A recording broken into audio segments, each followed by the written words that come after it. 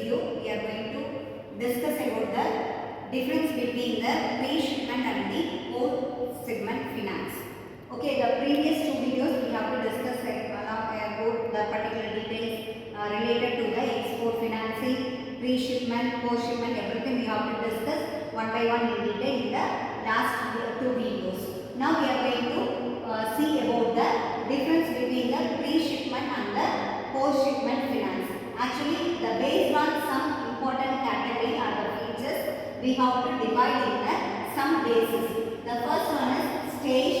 Based on the stage, how we have to differentiate between the pre and post-shipment. The second one is what is the purpose or what is the motive we have to acquire the loan, either the pre-shipment or the post-shipment. Then third category is based on the risk. They have to base by the risk bearing by the exporter. So these are the main three bases we have to calculate and categorize the pre-shipment and the post-shipment finance. So first basis is based on the stage. So based on the stage, pre-shipment is nothing but it is before we are shipping the product. That is in the stage of manufacturing the product, starting from the raw material to we have to packing all the material at the end of the product. Okay, that in between that we have to make the finance or acquiring the finance is called it as the before shipment. The post shipment is after delivering the goods. That is after packing everything will be delivered, they have to send it to the buyer point. Okay, that shipment is called it as the post shipment. It's nothing but the after delivery of the goods we have to make the finance acquired by the bank. That is called the post shipment finance. Next one is based on the purpose. So purpose in the sense that what is the goal or the main motive we have to acquire the loan is pre-shipment. So under the pre-shipment we have to need it for the production and packing. So the entire process of the manufacturing or the production, and also we have to make the at the end of the stage of packing over on the end of the product or the material. So until that they have to meet all expenses. That's why it is called it as a pre-shipment. The post-shipment is we have to waiting for the payment received by the foreign buyer. So until that they have to meet so many expenses by the exporter. So at that time we have to use this post-shipment financial activity. Next we move to the based on the risk. So as the exporter or the importer, they have to making or getting the risk. So based on that we have to classify pre-shipment and post-shipment.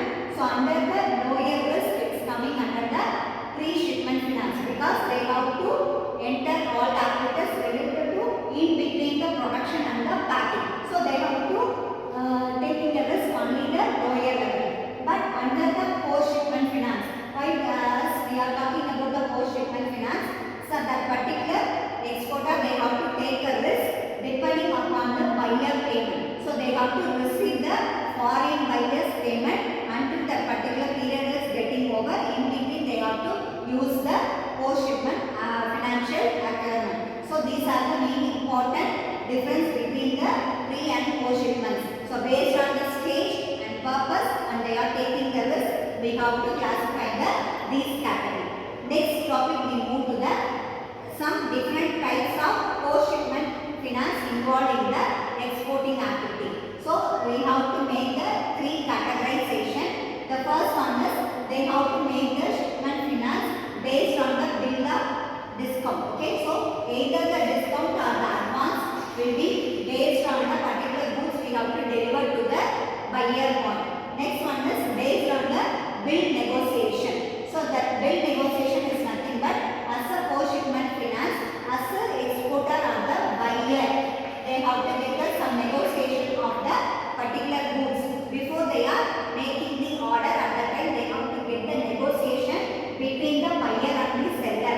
That particular point, for example, they have to quote the 11 rupees in the shipment order, but the buyer they have to ask it for the 10 rupees. So finally under the negotiation we have to get the rate is 10.5. So the 10.5 it is the negotiation point will be under the post-shipment finance. It is applicable only for the buyer point.